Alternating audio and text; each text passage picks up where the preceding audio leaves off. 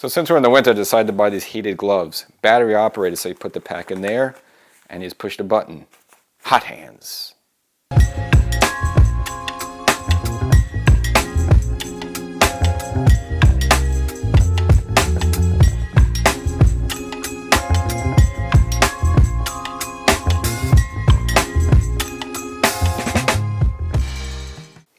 Welcome to Section 420, Talkin Yankees.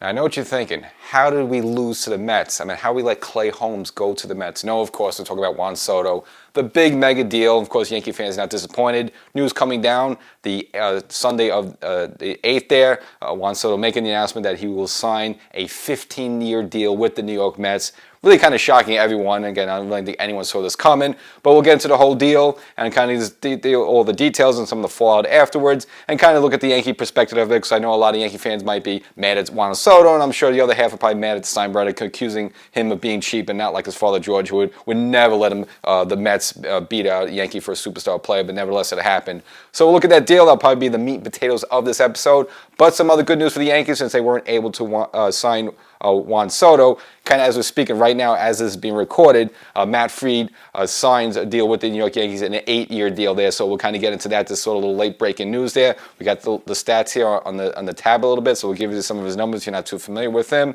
And of course, yes, I mentioned before, Clay Holmes, the former Yankee closer / setup man, bolts for the New York Mets, a 3-year deal. Kind of weird. They want to convert him into a starter. So a little interesting situation. We'll look at that as well. And of course, another former Yankee and I guess that former Met as well, Luis Severino, signs a deal with the Oakland A's, which really doesn't make sense at all for either Severino or the Oakland A's, who again are not going to be in Oakland anymore. They're not going to play in Sacramento until the new stadium is ready in 2028 there in Las Vegas there. So we'll kind of delve into that deal there. So a lot of stuff to get into this episode because again, most of it's going to be on Juan Soto. So I know whether you hate him or you don't mind or you're mad at the Steinbrenners, we'll cover it all in this episode. But before we get started, make sure you subscribe to the audio podcast version of the show. So there's going to be a lot more moves going on here. So, I'm sure Cashman's not done because since the Yankees aren't going to spend money on Juan Soto, I'm sure they're going to spend money in some other areas there. And before you know it, we'll be into spring training there. So make sure you're an audio podcast subscriber. And of course, you're watching on YouTube, Section 420 Talkin Yankees. You should have done it already. Make sure you crush that subscribe button. Get all the great episodes. So as we were going along in the Soto sweepstakes, we all kind of figured, at least I figured, that the Yankees did have the inside track. I meant just, Soto seemed like he just fit like a glove with this team, and I always kind of felt that as long as the money was somewhat even or within the ballpark of each other, he would side with signing with the New York Yankees. And we were hearing numbers around maybe 12 years, somewhere in the 600s. We didn't think he would surpass the Ohtani contract. Well, he surpassed it by kind of a leaps and bounds there. The Mets kind of blown pretty much everyone out of the water with a 15-year deal at $765 million. Again, this is not really something, we didn't hear any rumors of that whatsoever. You heard a little whispers of maybe a 13-year deal possibly there, but this is not something, none of us really expected. And I know, early on the Mets wanted to get a couple of meetings with Soto, and Cohen put his name in the hat there as a contender. But it still felt like, and even the days before the announcement was made, that still the Yankees kind of had that inside track. Now the Yankee offer was nothing to scoff at as well. It was the lump amount was a little bit less at $760 million. So, but it was an extra year deal. So basically, we want to break down the two deals between what the Mets offered and what the Yankees offered. The Mets offered basically $51 million per year for 15 years. The Yankees, somewhat close of a number at $47 million, but also it would take an extra year to get close to that $760 million lump sum there. So Yankees, okay, I mean, and if you look maybe after 15 years, then technically you could say, yes, the Met deal is bigger by $56 million in that regard there, because if you look at, 4 years times 15 years there, so that was kind of the difference in the offer there. But overall, the Yankee offer was enough there. Again, it was to give Soto his respect. I'm sure he wants the biggest deal out there. Well, it would make him the highest paid player, right now currently, as in terms of the lump sum of the contract there. But again, the Met offer was technically $4 million more per season. Now, if you want to take a step back and look at the whole deal, if you want to get your crystal ball and look in the future, yes, ultimately the Mets are offering Soto a little bit more money, but the Yankees relatively on a year-to-year basis were close there, only by minus $4 million. And when you're talking about $765 million versus $760 million there. I mean, really at that point, what's $4 million more or less at that point? I guess I know money's money and you want to count and get every nickel there.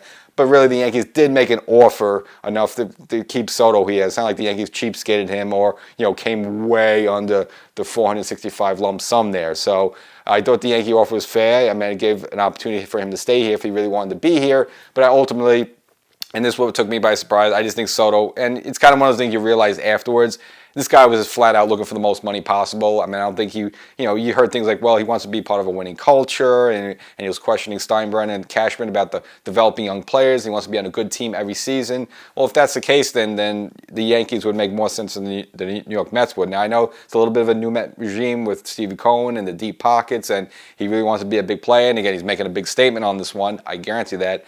But you look more likely in terms of you being a relevant baseball season for a team that's going to be in the postseason, you get that much more the percentage higher with the Yankees that you would with the Mets. I mean, we've seen the Mets many times. I know it's a different regime. They might have a good season like 2015 to get to the World Series, and then you have a couple seasons after that where there's kind of nonchalant, not even a story, and then the season's over. By the time you get to June, and it was almost the case this season before they even turned it around there. So if you're Soto and you want to be in the postseason every season, and you're worried about maybe your legacy and the numbers you want to put up, and I mean, it was much more makes sense for the Yankees there, and the money was just about the same. Where, okay, even if you take $4 million less per year there, is it again? What's the difference between $4 million at the point when you're getting $47 million there? So I don't blame Soto. I don't say he's a bad guy, but here's a guy clearly his whole bottom line was the money there, and it kind of even after the Yankees lost Game 5 of the World Series in the locker room, he was asked, basically about what his plans were, and he kind of said, well, just because I was with the Yankees, they don't have the edge on anybody. It's like, you just lost the World Series. Maybe you want to say, well, I want to digest this a little bit. We'll talk about that later. But he just put it flat right out there that he's really the bolt right now there. So, that kind of sent you a wrong signal that way. And then if you just look at this is track rate up to this point. I mean, he came up with the Washington Nationals. He would have probably been their sort of like key franchise player, sort of like, the way Babe Ruth is for the Yankees in a way, or Tony Gwynn is for the San Diego Padres. I mean, for Juan Soto, coming up 19 years old, I mean, he was their guy. He won the championship in 2019. And they kind of want to make him, their marquee player for the future. But he turned down a $400+ million contract. Now I understand why he did that, because he's going to get $700 million a couple of years later there. But they wanted to make him their franchise player. They were going to give him a mega deal, and he turned it down because he figured he'd just get more money there. So team loyalty and stuff like that, and maybe he could be the national guy. I mean, but I guess he didn't care about that. So then he gets the trade to San Diego, where they're throwing money around left and right like drunken sailors, and they give $300 million to Machado, the big contract to Fernando Tatis Jr., and he says, all right, maybe I could get paid here. But it turns out they don't want to pay him, and that is because they spend too much. So then they got to ship him to the Yankees. Like, all right, great. The New York Yankees got deep pockets. They'll pay me. And then he comes here, has a great season. And of course, when you put up some great numbers like he did, so you're going to get a big payday. Maybe you figure it would have come from the Yankees, but of course then the Mets swoop in there and offer the bigger contract and swoop in him. So here's a guy, 26 years old, a tremendous talent, one of the best hitters in the game.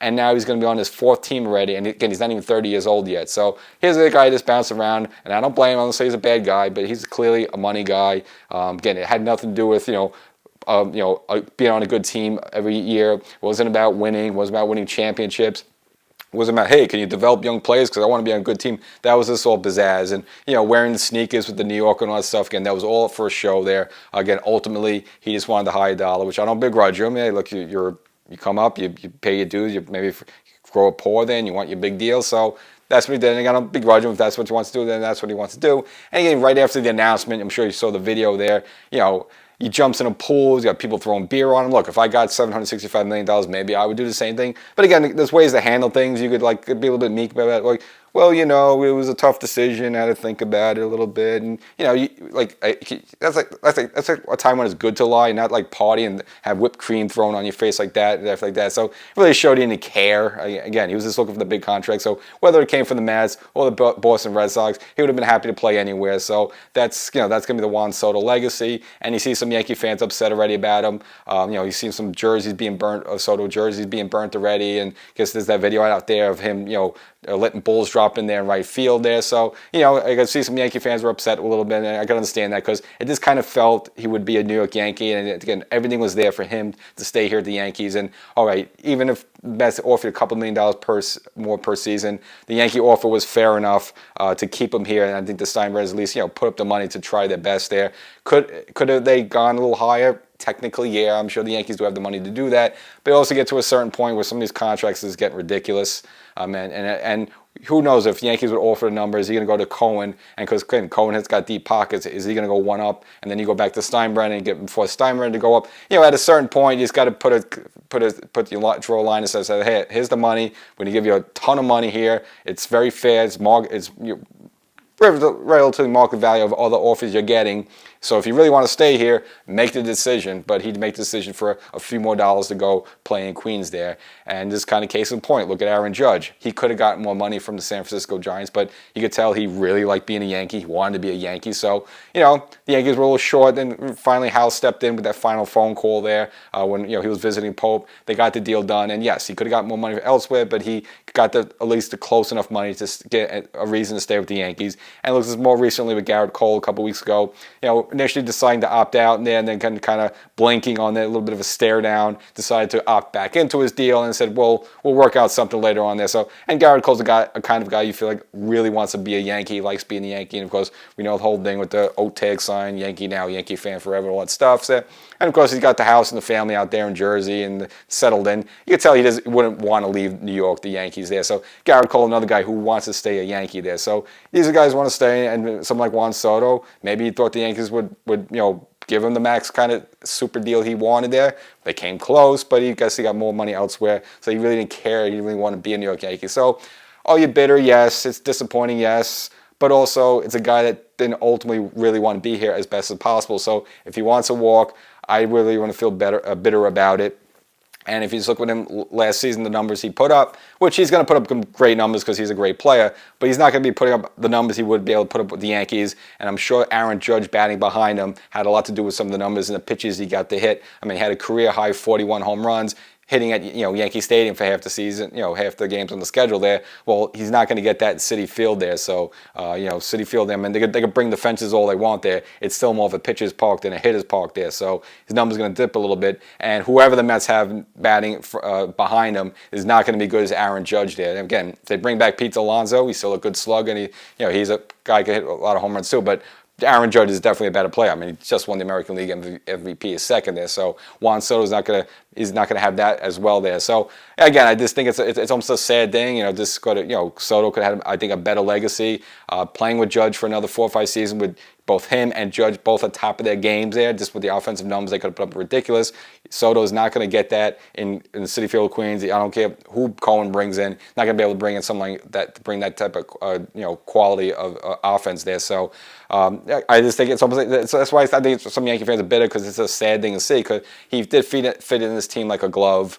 Again, playing right field there, left-handed hitter. I mean, you know, he's hitting second, but he also kind of maybe, you know, years in the future he would have hit third and moved Judge back in the cleanup spot there. So, but still, the combo of him and Judge has worked so well, and I think, you know, Yankee fans, we got a good taste of this season there, and just the way it ended like that, it's very disappointing. And now I want to look at the Steinbrenners. I know some fans are gonna say, oh, well, they're cheap. They don't pony up. George would never let this happen. I think it was a fair enough offer. I mean, it was pretty close there with the money. So they gave him an excuse to, if he wanted to stay, he could stay. Now, let's just say they lowballed him at like maybe $42 million per year, while the Mets, you know, offering 51. Well, it's $9 million less. Okay, that's where at least you can't blame Soto as much there. But there was a $4 million per year at that point when you're making $47 million.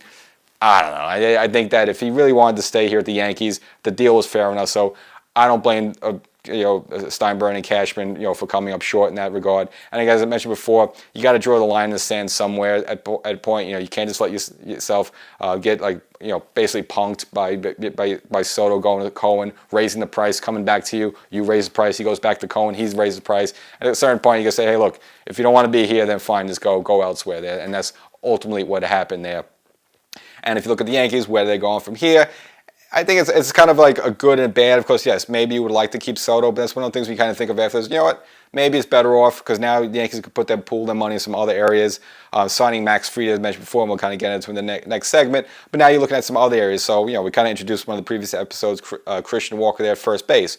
Well, at 33 years old, maybe, they're talking about a 3-year deal for him. Maybe if you sign Soto, then you don't really feel like spending the money on someone like him who's 33 years old. But now that you didn't spend the money on Soto, maybe you're willing to take that little risk. I'm not saying it's a risk, but maybe you would spend there where you normally wouldn't, so you could upgrade there. Maybe the Yankees, want to kick the tires on someone like Bregman, where you bring him in for third base. Maybe you can move Jazz over to second, and that kind of fills that hole there. Because again, it doesn't seem like the Yankees have interest in bringing back Gleyber Torres, and you heard nothing at that at all. So I would not see that happening there. So again, now that you don't have the money to play Soto, you get kind of spending it in some other areas.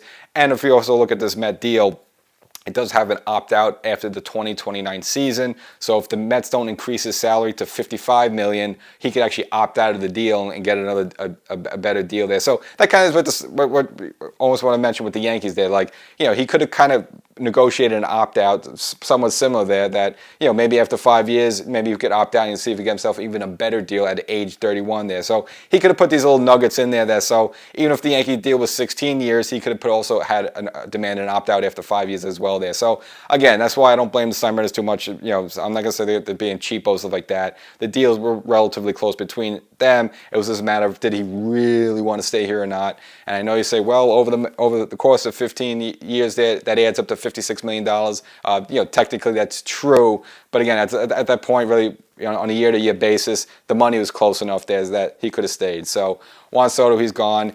Gave us one good season. And I think he kind of rubbed, well on some of the other players like Volpe as well as Oswaldo Cabrera. But again, he's not going to be there, so the Yankees have to look at some other areas. And again, I don't think it's a big deal. I mean, because the Soto, like, was he Mr. October during the playoffs? Not really. He had the one big home run, game 5 in the AL CS against Cleveland there. But other than that, it's not like he went on a tear there. It's like, oh my God, we could have had Juan Soto. If Juan Soto did what Freddie Freeman did during the postseason, then maybe I would say, all right, you know what, Steinbrenner, whatever you got to do, bring this guy back. But he didn't exactly do that. So if you could lose with him, you could also lose without him. So, and again, the Yankees could also use that money and shore up some other areas to bring in, which we'll discuss there. So again, this is kind of taken by surprise. I was shocked almost. I thought it was, again, I gave it a 65-70% chance he would be back as a New York Yankee.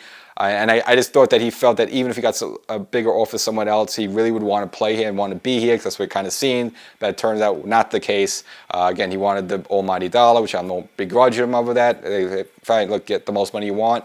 But again, don't give me the stuff where you're worried about, I want him at a team that's going to be good every season, because you got a better guarantee with that with the New York Yankees than you do with the New York Mets. So bon voyage with that. And for the Mets, Stevie Cohen, obviously this does change the parameters a little bit, because it's the first time we ever seen a situation where, like, the Yankees and the Mets both wanted a big name player, and the Mets got, ponied up the more money and got them. So does it change the landscape a little bit? Does it make you feel a bit weird? Yes, because it's never really happened before.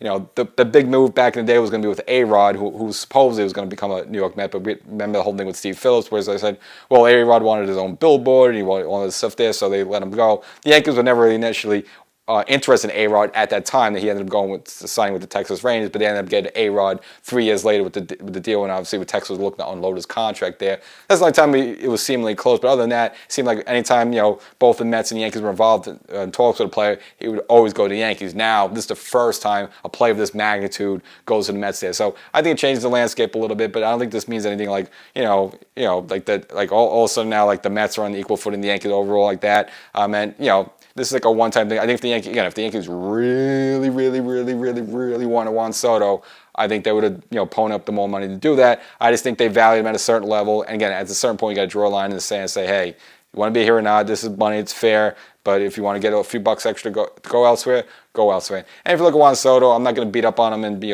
the angry, spurned Yankee fan. But let's look at him. I mean, he's a great hitter. He has power. But other than that, you look at his other aspects of the game. He's not a great defender. Mediocre arm to okay arm. Again, he did have some putouts this season there. Not a great base stealer. I mean, this isn't exactly, Ken Griffey Jr. before the injuries kicked in there. So, this is just a very, very, very professional, good hitter. But again, this is not like a super, player like Ohtani who could do it all as well as pitch. I mean, Soto's not on that level. So, you know, so you gotta put your price point in a certain area. They put it at $47 million per year. They feel he was valuable at, and they left it at that there. So there's really nothing to do about it.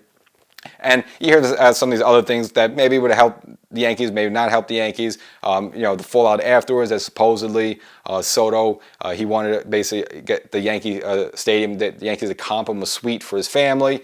That's something the Yankees were interested in. Well, the Mets did offer that. They did throw that in there. But you got to look at the two organizations. I mean, how many professional businesses and companies and corporations are looking to get a suite at Yankee Stadium? Probably a lot more than at Citi Field. So there's probably more suites available to use at Citi Field that are empty compared to Yankee Stadium there. So, and plus you can't really expect that. Now you want to look at the whole presentation, how they went about it. Seems that there was a little bit of turbulence on the Yankee side. So supposedly some Yankee security wouldn't let like one of Juan Soto's like entourage or there was like a personal chef into like their area, and there was like kind of a little bit of a dust up a little bit, and they worked it out. And if we look at all the presentation, pretty much all the meetings, with Juan Soto took place at Scott Boris's place out in Los Angeles. Well, when Cohen pitched Soto, actually he actually had Cohen come to his mansion in Beverly Hills and kind of put on this whole show there. Had a little mini theater he has in a place to put on a little, I guess, presentation, how he wants Soto to be the leader of his team and his organization there, and they serve Latin food. So, maybe Cohen a little bit of a better salesman than Steinbrenner in that regard. So that's something that maybe could have been a bit of a difference, but of course it was probably the money.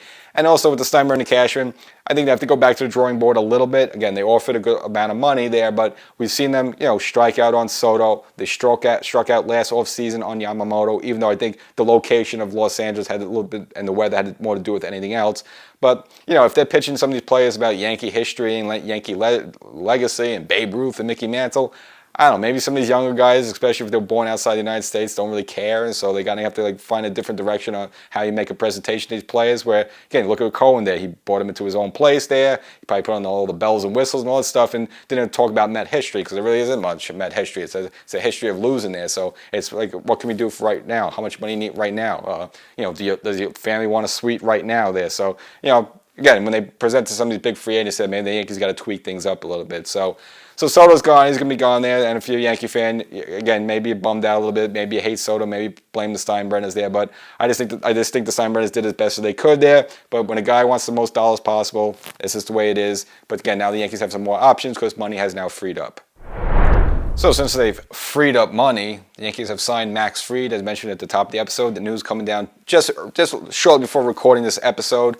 You heard a little bit of rumors the Yankees did meet with them, his representative, a couple of days ago, but we were in terms of what years or numbers are thrown around, no rumors there, but this was actually much bigger than anticipated. So it's a 8-year deal for $218 million there. Now, he's 30 years old right now. When the season starts, he'll be 31. So, the Yankees are going to be carrying this guy up to almost like age 39 there, which he kind of would leery a little bit. But again, I think this is a move that the Yankees had to make, especially after losing out on Soto. Now, this was, beyond Soto wasn't the greatest, free agency class. I know there's Corbin Burns out there. I didn't think the Yankees were going to be serious about him unless Cole opted out and just left put his pinstripes, in the garbage can there. So, but since Cole's back here, I didn't think they were going to bring in Burns because they're almost two of them the same type of pitcher there. Hey, now they're both great, so why not have them both? But it wouldn't make sense because you have a hard throw right-hander in Cole. You have that in Luis Heel. You would have a third guy like that. Again, if you have all three of them, they're great. But you kind of have that already covered. But what you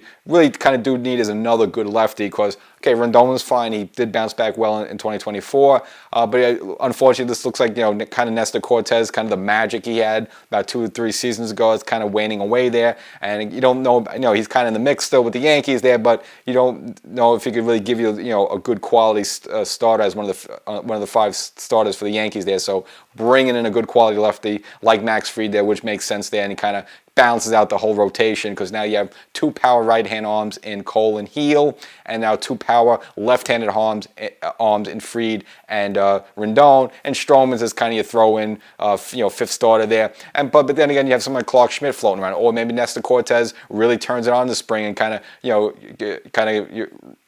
has a renaissance of how he was a couple of seasons ago, and then maybe you put Stroman and Clark in the bullpen. But nevertheless, the Yankees seem to have a good plethora of starting pitching. Now, for Fried himself, maybe not too familiar with them for his career. Career 73-36 with a 3.07 ERA, so that's excellent, especially this day and age. Now, last season for the Braves, it was his second All-Star appearance, so he's All-Star in 2022 and 2024. Last season going 11-10, but again, you don't really look at the win-loss record, not that much. ERA of 3.25, and serving out. Let's see how many. Let's see the strikeouts here. Again, this is all live stuff going on right now as we saying this. Where's the K's, man? We got the K's here somewhere. K. Where's the K's? Oh, here we go. Right? Nope. Okay, here we go. 166 strikeouts in 174 innings, so almost a strikeout per inning there for this gentleman. And not only is a good pitcher as well, a good defender with 3 Gold Gloves, and he won a World Series with the 2021 Braves. So again, has the postseason experience there as well on that. So good pickup for the Yankees. Did they give him a couple more extra years than they kind of really have to? Yeah, but again, if you want to woo a big name free agent, that's the way to do it. Tall guy, he's kind of a lanky, so the way kind of Rendon's kind of a bulldog type, this guy's kind of lanky. He's 6'4", but a high 90s fastball at 97 miles per hour, and then he breaks off a 79 mile per hour curveball as well as the freeze up hitters there. So again, he can get out both lefties and righties effectively. So again, if the Yankees have to bring a guy in, I think it's a good deal for the Yankees. Upgrades the rotation, and again with like Nestor Cortez kind of waning there, and kind of question mark around Stroman's quality, and we saw kind of Stroman fizzle out in the second half there. He would really bolster up, and now you have really 4 guys you could count on Cole, Rendon, Fried, and Luis Gil, the American League Rookie of the Year. Now, it's possible with Soto and some other Yankees that maybe Stephen Cohen was has been trolling the Yankee organization. Not only did sign Juan Soto, but a couple of weeks ago signed Frankie Montas, who again was a Yankee for about a season and a half there, and now more recently signing Clay Holmes, surprisingly to a 3-year deal worth about $36 million. Guarantees the first year and then a player option for 2027. And again, their plan is to move Holmes as a starter, which he initially was with the Pittsburgh Pirates there, but struggled a little bit. Cashman discovered him, brought him here, had him come out of the bullpen, but then eventually made him the Yankee closer. Had a good successful run for a while there, but until late this season, this past season, they had to take him out and yank him for Luke Week over there. But still gave the Yankees some good quality innings, as a reliever out of the bullpen as a setup there. But now the Mets want to use him for a starter there. Which, look, if his stuff is on. Look, he can be nasty there, but can he stretch himself out to 5-6 innings now, as he's only been, pitching maybe 1 inning for the past couple of seasons there? So curious move by the Mets there, but I think ultimately he just probably ends up back in the bullpen again. And a real bizarre free agency signing worth mentioning is that not only from former Yankee but former Met, Luis Severino, who declined the Mets offer for $20 million for next season there, and then signs a 3-year deal for $67 million with the Oakland A's. And really, this doesn't make sense on both sides. Like, I'm happy for Severino, came up as Yankee. Unfortunately, didn't work out here with the injuries. And look, $67 million nothing to scoff at. He's not maybe we thought he could be like a $200 million pitcher, but nevertheless, getting $67 million there. But this doesn't make sense on both sides because, first of all, as we all know, they're not playing in the Oakland Coliseum anymore. They left this past season. They're going to play 3 seasons in Sacramento, and then after that, when the new stadium is ready in Las Vegas, then they'll be there. Only problem is by that time, the Severino contract runs out there, so he's going to be essentially pitching 3 seasons in Sacramento in some minor league ballpark complex, which... First of all, if you're Severino, why you want to pitch in that situation? I mean, Oakland's not even close. They only won 69 games last season. And unless they have these dynamo players in their farm system ready to explode that we don't know about, that team's not going to be relevant for at least another couple of years. And if you're the Oakland A's, this is the largest contract they've ever given out in the history. You have to go back 20 years to Eric Chavez when they gave him a $66 million contract. Why are you breaking the bank for this guy there, which, again, you're not going to be competitive. You're not going to win in there. So this deal makes no sense whatsoever there. And again, by the time Severino's contract runs out, then they go to Vegas. But by 10, it's too late for Severino. Yeah.